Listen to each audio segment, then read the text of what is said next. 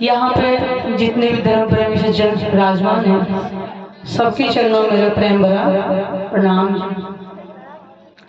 कल एक भजन बोला था हमारे भाइयों ने, श्री प्राणनाथ पूर्ण ब्रह्म ने सब धर्मों का झगड़ा मिटाया, सोई खुदा सोई पूर्ण ब्रह्म ये ज्ञान अनोखा सुनाया।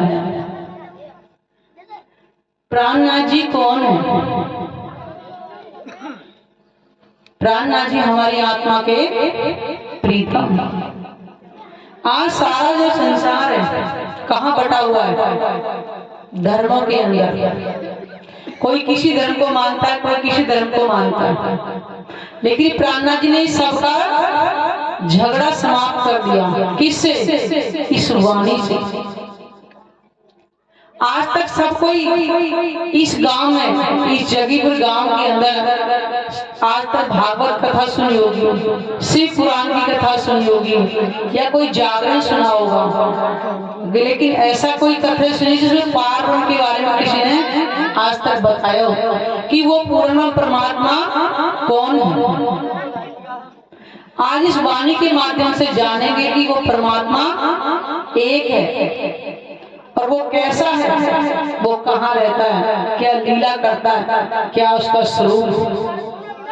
आज तक किसी ने नहीं बताया होगा। इस ब्रह्मवाणी के अलावा और कहीं लिखा ही नहीं है कि परमात्मा कैसा है। वर्णन तो बहुत ग्रंथों के अंदर लिखा हुआ है, लेकिन किसी ने नहीं बताया। तो प्राणनाथ जी ने स्वयं आकर के बताया। हुक्मे वेद कतेब में लाखों लिखे निशान। प्राणनाथ जी ने ये दुनिया आदि अनादि से थी आवागमन के चक्कर में। ये सृष्टि बने हुए 1 अरब 96 करोड़ करीबन लाख, इतना 120 वर्ष के लगभग हो गया है, लेकिन किसी ने भी परमात्मा के धाम के स्वरूप की पहचान आज तक नहीं बनाई थी। केवल दुनिया बनती और मिटती रहती है, ऐसे ब्रह्मांड बनते और महाप्रलय में समाप्त हो जाते हैं। और अभी भागवत पुराण के अंदर लिखा है, किसी भागवत पुराण करने वाले से जाकर के आप पूछना कि हम महाप्रलय के बाद कहाँ जाएंगे, वो कहाँ का एड्रेस आपको बताएंगे। बहुत कथा करते हैं, लेकिन किसी से पूछना कि हम इस शरीर और संसार छोड़ने के बाद हम कहाँ जाएंगे, जिस भागवत की आप कथा करते हो उसी भागवत के अंदर 4 तरह की प्रलय का वर्णन है। ब्रह्म ज्ञान की अखंड वाणी से त्रैगुण का फंद छुड़ाया, क्योंकि इस ब्रह्म वाणी से परमात्मा की पहचान होती है, और जब परमात्मा की पहचान जब करते हैं तो हमें फिर शेष की आवश्यकता नहीं होती। ये मैंने कह लिया। महेश्वर तंत्र के अंदर लिखा हुआ है, शंकर भगवान ने जो हमारी कथा सुनाई थी, उसके बाद जो माने पूछा था कि नाथ वो ज्ञान दोबारा से सुना दो, तो उन्होंने कहा मैं दोबारा नहीं सुना सकता, लेकिन इतना बताऊंगा। महेश्वर तंत्र अध्याय 5 श्लोक नंबर 54, 55, 57 के अंदर लिखा हुआ है कि जैसे हम और ब्रह्मादि देवता भी एक पानी के बुलबुले की तरह बनते और मिटते हैं, और वायु रूपी बुलबुले समाप्त होते केवल एक परब्रह्म शेष बचता है। ये शंकर भगवान जी बता रहे उमा को। त्रैगुण का फंद छुड़ाया, क्योंकि शंकर जी जब परमात्मा के ज्ञान दे रहे हैं तो स्वयं कह रहे हैं कि परब्रह्म शेष बचता है। मान लो हमारा कोई केस है, हम बार बार वकीलों के चक्कर लगाते हैं, अगर मान लो हमारी जज से अगर जानकारी हो जाती है तो हमारा केस जल्दी सॉल्व हो जाएगा, तो बार बार ना कोर्ट कचहरी के चक्कर नहीं लगाने पड़ेंगे, बार बार वकील के आगे हम फीस नहीं देनी पड़ेगी। क्यों? कि हमारी जानकारी अब जज से होगी। तो जब हम प्राणनाथ जी की पहचान कर लेंगे तो फिर किसकी आवश्यकता है? हम किसी हमको अगर अखंड मोक्ष मिले तो केवल परमात्मा के ज्ञान से हमें मिलेगा, क्योंकि ज्ञान से उनके हमें स्वरूप की पहचान होगी। जब उनके स्वरूप को अपने धाम में हम बसाएंगे तो हमें अखंड मोक्ष मिल जाएगा, क्योंकि त्रिदेवों का स्थान बैकुंठ में, महाप्रलय में बैकुंठ भी नहीं बचेगा। ये मैं नहीं कह रही, भागवत पुराण कह रही है। सब कहते हैं एक पूर्ण ब्रह्म, पर कौन है वो मिटाना भरम। हर कोई कहता है कि परमात्मा एक है, लेकिन सब क्या कह रहे हैं? हिंदू कहते हैं हमारा परमात्मा, मुस्लिम कह रहे हैं हमारा अल्लाह, सिख कह रहे हैं हमारा वाहिगुरु, और क्रिश्चियन क्या कह रहे हैं? सुप्रीम गॉड जो हमारा है, बस हमारा। जबकि परमात्मा कह रहे हैं एक को ब्रह्म द्वितीय नास्ति, परमात्मा केवल एक है।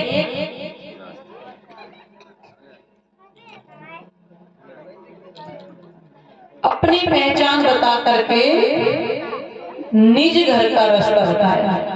जी प्राणनाथ जी ने स्वयं अपनी पहचान इस संसार में आकर के कराई है। मैंने शायद परसों भी शायद बताया था कि रामदेव बाबा करते हैं, वो अजमेर से बुक निकली हुई है, उसमें लिखा है कि 4 वेद ब्रह्मा को थमाए और पंचम वेद रहे छुपाए। पंचम वेद कौन सा? ये वही स्वयं वेद है कि स्वयं पूर्ण परमात्मा इस संसार में आएंगे, स्वयं अपनी पहचान कराएंगे। ये 5वां वेद। और जिसके बारे में कबीर जी ने क्या बोला था? कोटि नाम संसार में तिन थे मुक्ति ना होए, और मूल नाम जो गुप्त है बूझे बिरला कोई। इसके बारे में कोई पूछेगा। अब कितने लोग पूछ रहे हैं, यहाँ पे बताएंगे क्या? कितने के दिल में तड़क के हम भी इस परमात्मा की पहचान करें, हम भी आवागमन से मुक्त हो जाएं। कितने जरा हाथ खड़े करेंगे जो चाह रहे हैं? देखो जी कितने चाहते हैं कि हमें भी अखंड मोक्ष मिल जाए, हम भी उस परमात्मा के धाम तक पहुंचे। है कोई? बाकी किसी को नहीं जाना है क्या?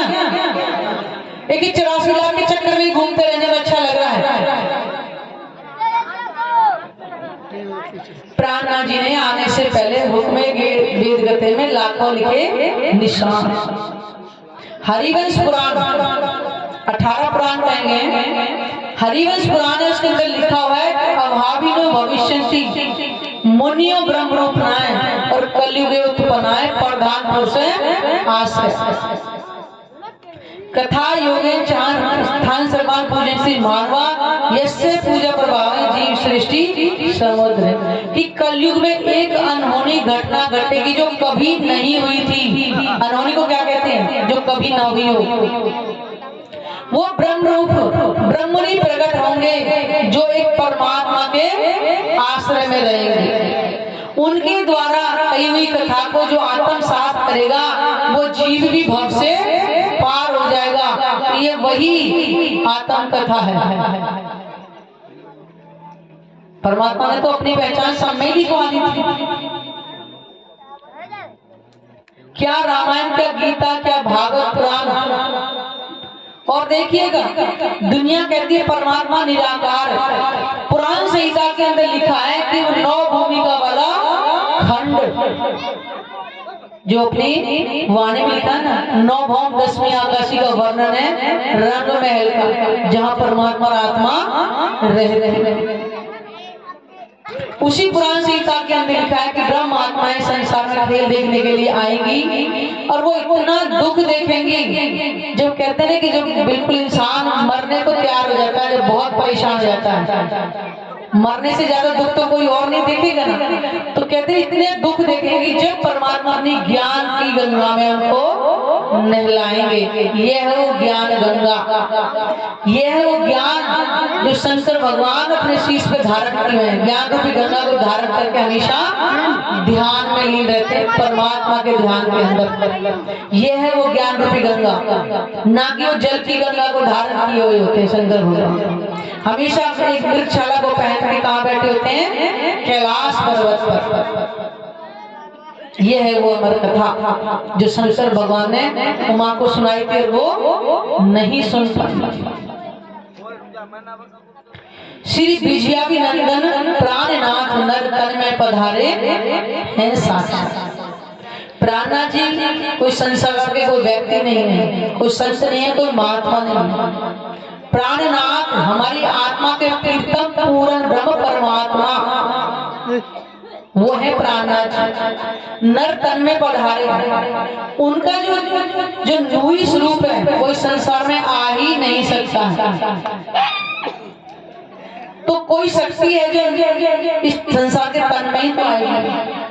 तो महराज ठाकुर उनका तन का नाम है, जिनका भागवत पुराण के अंदर वर्णन है कि परमात्मा दो तनों से आएंगे, जिनका नाम होगा मरु और देवापी। जिसको प्रमाण चाहिए आप मंच के बाद देख सकते हैं, दिखा भी। जिनका जामनगर में जन्म हुआ था, उनके अंदर इंद्रावती सखी की आत्मा आई थी। परमात्मा की पांचों शक्तियां उनके अंदर विराजमान हुई थी। पारब्रह्म पहले द्वापर के अंदर भी पहले आ लिए थे। कब? द्वापर के अंदर, लेकिन पांचों शक्तियां नहीं आई थी कभी। तो पांच शक्तियां इसमें आई कलयुग में। पहले जो शक्ति पांच नहीं आई थी वो श्री कृष्ण का तन, उनके अंदर पार्वती की शक्ति आई थी। तन उन्होंने भी यहाँ कर लिया था द्वापर के अंदर भी, क्योंकि वो नूरी जो स्वरूप है संसार में साक्षात नहीं आ सकता। एक कंकरी रास की उड़ावे 14 कवक, ये संसार बर्दाश्त नहीं कर पाएगा एक राई जितना दाना भी, क्योंकि ये क्या है? मिथ्या। और परमात्मा क्या है? सत्य। तो महराज ठाकुर जी के अंदर इंद्रावती सखी की आत्मा उसके धाम हृदय में विराजमान आकर के पूर्ण परमात्मा ने इस संसार में आकर के इस ज्ञान को हमें दिया। नर तन में पधारे हैं साक्षात। धन कलयुग और धन भरतखंड जहाँ आपने फेरा लगाया। ये कलयुग भी धन्य धन्य हो गया। क्यों? क्योंकि पूर्ण परमात्मा स्वयं अपना ज्ञान स्वरूप लेकर के इस भरत भूमि पर आए हैं। क्योंकि पहले से लिखवा दिया गया कलयुग में आएंगे। बताइए, रामायण में कल भी बताया था कि कलयुग केवल नाम आधारा, सुमर सुमर उतरे गई पार। इससे पहले क्यों नहीं उतरे थे? क्या कारण था?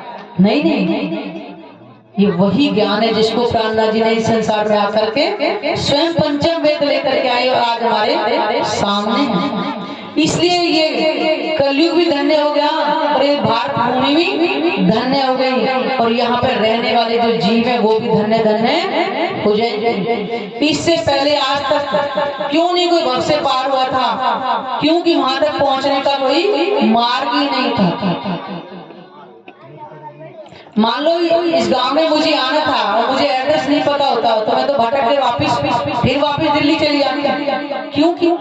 जहाँ जाना है वहाँ का एड्रेस ही नहीं था। ऐसे ही दुनिया आवागमन के चक्कर से कभी कोई मुक्त नहीं हो पाया था, क्योंकि परमात्मा की पहचान ही नहीं थी। दुनिया ने कह दिया परमात्मा निराकार है। क्यों कहा था? कि वहां तक पहुंचने का कोई मार्ग नहीं था। ऐसा नहीं है कि ऋषि मुनि तप नहीं करे, बहुत तप करे। ये मरु राजा देवापी, इन्होंने भी द्वापर के अंदर तप ही तो किया था, जाकर के संसार से विरक्त हो गए। तब आकाशवाणी की वो पूर्ण परमात्मा कलयुग में आएंगे और दो तनों से लीला करेंगे। इसके बारे में भागवत पुराण के अंदर भी लिखा है और पुराण के अंदर भी लिखा है। परमात्मा सबका एक ही है, जिसको जिससे भी मानना वो मान सकता है। उनको कुरान से मानना है कुरान से मान लेंगे, आपको भागवत पुराण से मानना है तो भागवत पुराण से मान लीजिए। परमात्मा ने लिखवा दिया कि वो कलयुग में आएंगे, दो तनों से लीला करेंगे। जो आज से 440 वर्ष के आसपास हो गया इस लीला को हुए।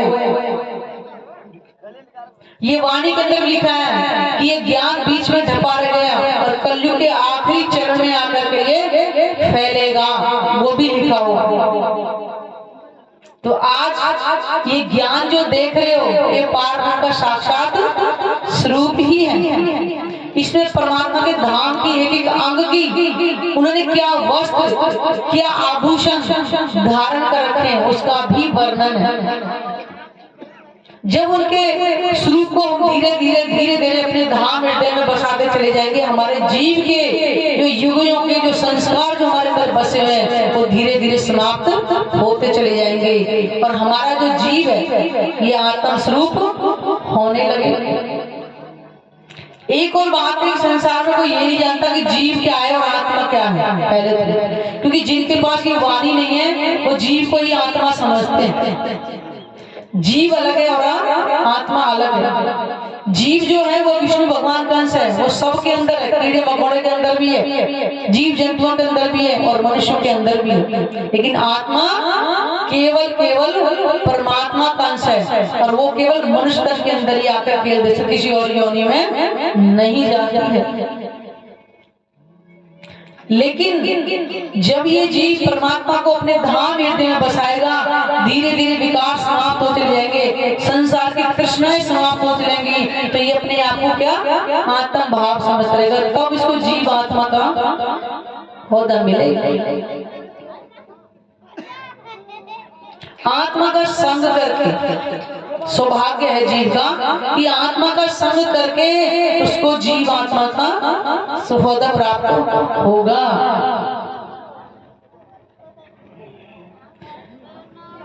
विजयाभिनंदन का मतलब क्या है? जिन्होंने विजय को भी जीत लिया।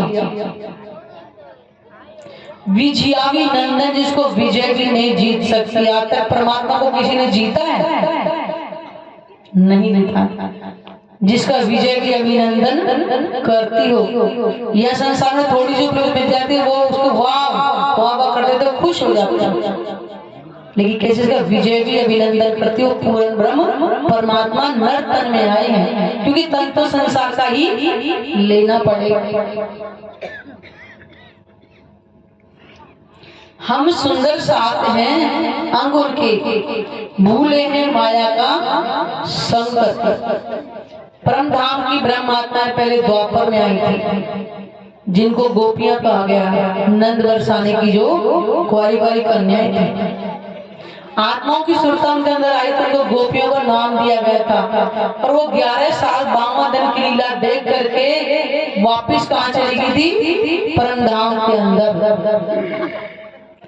लेकिन परमधाम के जाने के बाद परमात्मा फिर से उन्होंने बोल दिया कि आपने कहा था कि मैं ऐसा खेल दिखाऊंगा जिसमें लड़ाई झगड़ा होगा, जन्म मरण होगा, बहुत दुख होगा, वो पूरा खेल आप हमें दिखाइए। तो वाणी में लिखा है, उम्मीदा ना हो या पूर्ण धाक मन में रही, कि ब्रह्मात्मा की जो इच्छा है वो पूरी नहीं थी और खेल देखने की बाकी रह गई थी। इस कारण से वो कलयुग में आई हुई है। द्वापर के अंदर जब आई थी, श्री कृष्ण जी के अंदर पार्वती की जो शक्ति थी, गोपियों के रूप में आते उनको ये तो पता था कि ये हमारे प्रीतम में लेकर रहते कहाँ, ये कोई पता नहीं था। बिल्कुल कहते पूरी नींद का खेल जैसे ब्रह्मात्मा देखा था, कोई पहचान नहीं थी। लेकिन कलयुग में अब कहा है, वाणी में लिखा है कि निज नाम श्री जी साहिब जी अनादि अक्षरातीत सो तो अब जाहिर है सब विध वतन सहित, कि वो पूरे परमात्मा इस कलयुग में अब सब विध वतन सहित, मतलब सबके धाम की स्वरूप की सारी पहचान लेकर के अब आई। इस ब्रह्मांड को बने हुए थे इतने 1000 वर्ष हो गए थे, किसी ने क्यों नहीं बताया था? क्यों नहीं बताया था? क्योंकि वो स्वयं लेकर के अपनी पहचान कलयुग के अंत में आया। हम सुंदर साथ हैं अंगुल के, ब्रह्म आत्मा है, ब्रह्म सृष्टि है, ब्रह्म समाना। अब इस संसार में कई बार बोलते हैं, अरे आत्मा भटक रही है, उसकी आत्मा भटक रही है। अरे भाई ये तो शुद्ध आत्मा है क्या चीज? वो जीव भटकता है, आत्मा कभी भी नहीं भटकती। तो परमात्मा का ही अंश है। जैसे सूरज की किरणें कभी अलग नहीं हो सकती हैं, ऐसा ही आत्मा और परमात्मा कभी अलग हो ही नहीं सकती, क्योंकि आत्मा परमधाम के अंदर ही बैठी इस खेल को देख रही है। आत्माओं के तन भी संसार में नहीं आ सकते हैं, उनका तन भी वही नूरी तन है जो परमात्मा का है। तो कैसे भटक? नजर वही है उनकी। क्यों कि जैसे हम रात को बिस्तर पे सोते हैं और सपने में किसी और देश में या किसी और शहर में चले जाते हैं, ऐसे ही आत्मा परमधाम के अंदर ही बैठी इस खेल को देख रही है और लगता है कि सदा से हम यहीं के रहने वाले।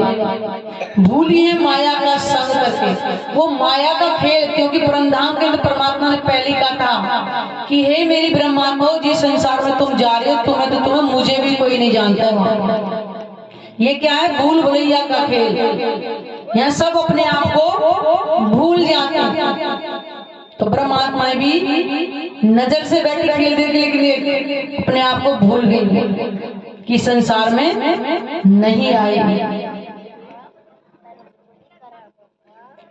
हम परमधाम से आए हैं, हम सबको ये बतलाया। प्राणा जी ने आकर के बताया। इससे पहले तो ब्रह्मात्मा को भी नहीं पता चला था जब नहीं मिले थे देवचंद जी को। उन्होंने बताया कि तुम इस संसार की नहीं हो, तुम्हारा घर कहाँ पर है? परमधाम है। तुम्हारी आत्मा का अखंड प्रीतम कौन है? वो प्राणेश्वर, जिनको प्राणनाथ जी कहते हैं। इस संसार में कोई भक्ति करता है? प्रीतम कहकर कोई बोलता है? शंकर भगवान के आगे अगर हम जल चढ़ाते थे, बोला है उनको प्रीतम का? जाकर के बताइए कहा है? केवल आत्मा और परमात्मा की भक्ति है जो प्रेम लक्षण भक्ति, आत्म भाव लेके अपना प्रीतम मान के कर सकते हैं, कोई और नहीं करता। इस संसार में आकर के जिसको भी मानव तन मिलता है वो केवल अहंकार में ही बिता देता है। कभी नहीं जाना मैं कौन, कहां से आई या कहां है मेरा भरता,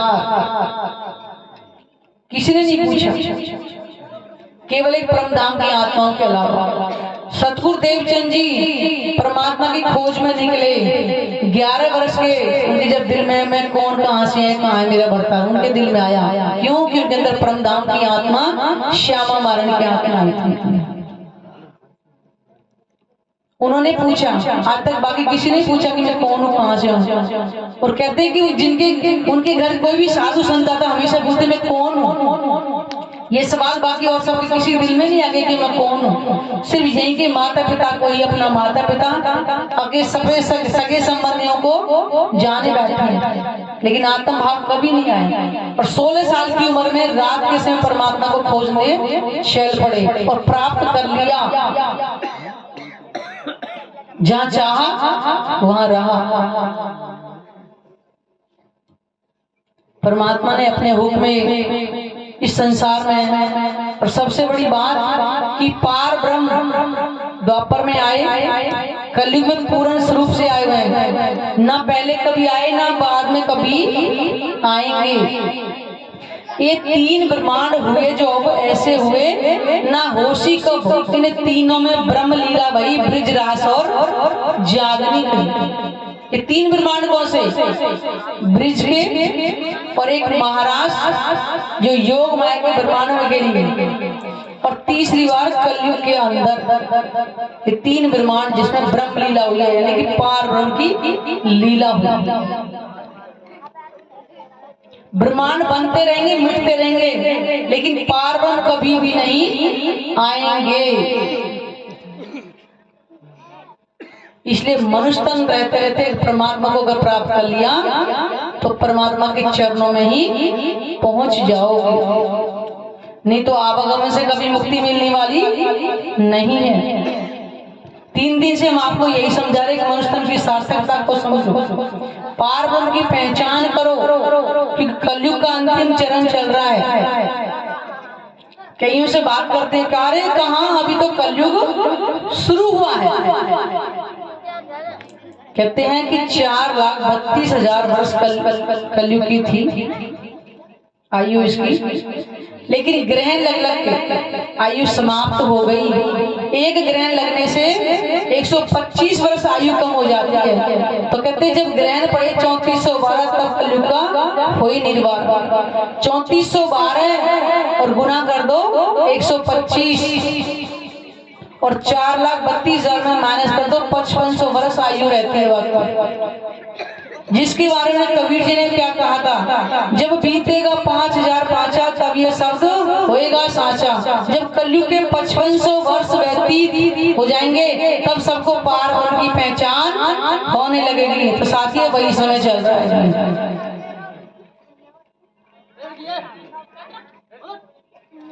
तो आज हम भी मनुष्य तन के रहते रहते उस परमात्मा की पहचान करें।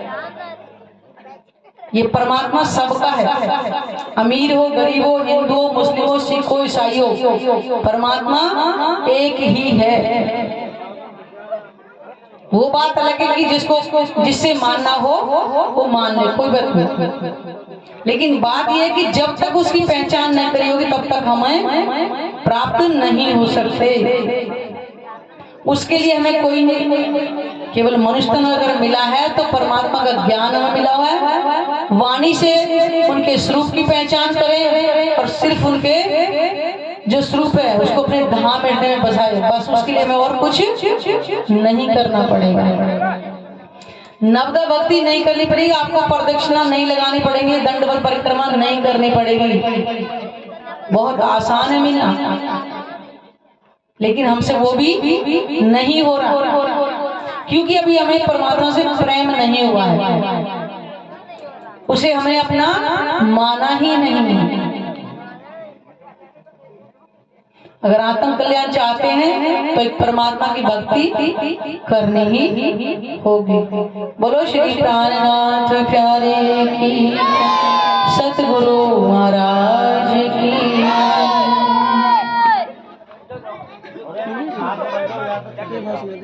भजन